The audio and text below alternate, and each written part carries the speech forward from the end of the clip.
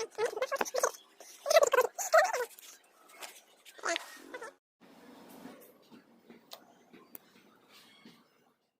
ơi, nhanh nhanh, sắp được rồi mẹ ạ.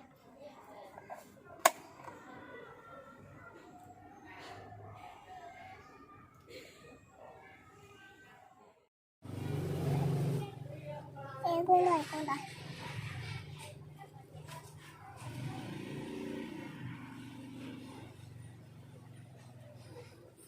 Đó đó đó nữa, cái nó nữa. Ôi, đổ lên.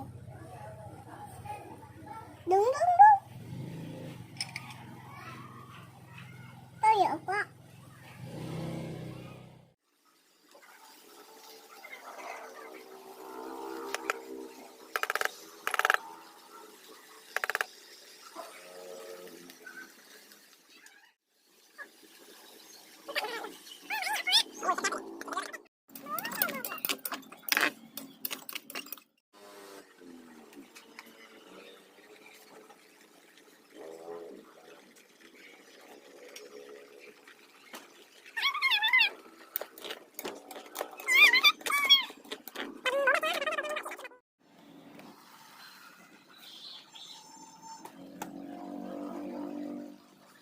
Theo nào?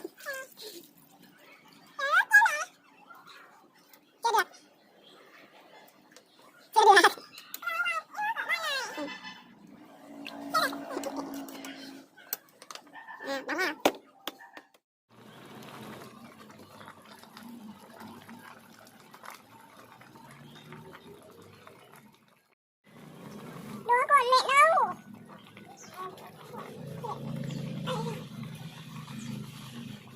Đó còn mẹ đây này. Thôi đừng động vào cả bỏng con.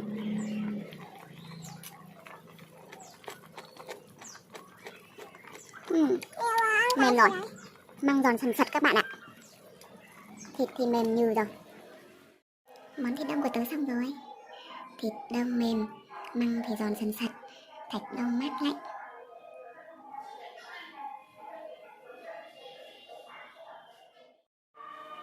Các bạn làm ăn thử nhé.